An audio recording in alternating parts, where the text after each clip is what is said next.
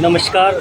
आज रंगीतिका परिवार का एक कार्यक्रम साहित्य सम्मान के क्रम में रखा गया है और रंगीतिका परिवार की संस्थापक श्रीमती स्नेहलता शर्मा हमारे बीच हैं, तो हम उनसे पूरे कार्यक्रम के बारे में जानेंगे।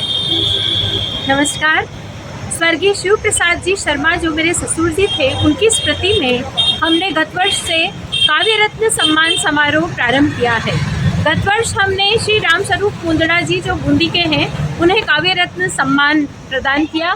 इस वर्ष हमने एक कवयित्री डॉक्टर कृष्णा कुमारी, उन्हें भी हम काव्य रत्न सम्मान से सम्मानित कर रहे हैं और इस वर्ष हमने एक प्रतिभाशाली रंगकर्मी को भी सम्मानित करने का प्रस्ताव ले लिया है, उन्हें हम सम्मानित कर रहे हैं। और आगामी वर्षों में हम शिक्षा के क्षेत्र में, समाज सेवा के क्षेत्र में, साहित्य के साथ साथ संगीत कला के क्षेत्र में भी हम नवोदित प्रतिभाओं को या ऐसी प्रतिभाओं को सम्मानित करने जा रहे हैं जो समाज में सृजन कला साहित्य में अपना विशेष योगदान दे रहे हैं। कितने समय से आप ये कार्यक्रम चला रहे हैं?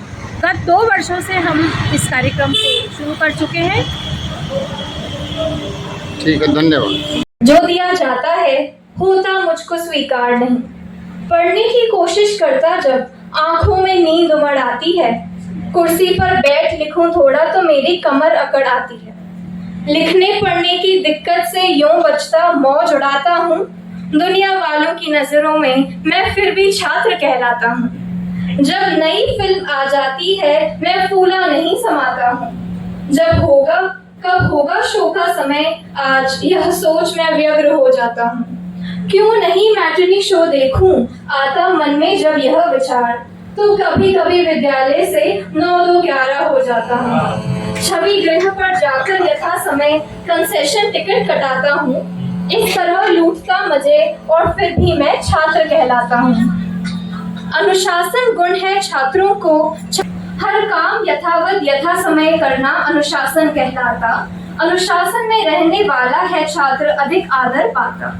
यह अपने बस का रोग नहीं, मैं इसमें ध्यान न लगा अगर मैं थोड़ा सा हर रोज लेट हो जाता हूँ। क्या हुआ अगर मैं ठीक समय विद्यालय पहुँच न पाता हूँ? क्या हुआ परीक्षा मासिक में मैं फेल अगर हो जाता हूँ? घर वालों को क्या पता भला मैं क्या पढ़ता क्या लिखता हूँ?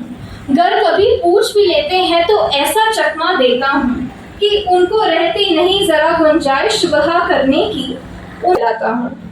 1 साल नहीं 2-4 सही, लगते हैं जितने साल लगे, हम भी तो होंगे पास, कभी है फिक्र नहीं फिलहाल हमें।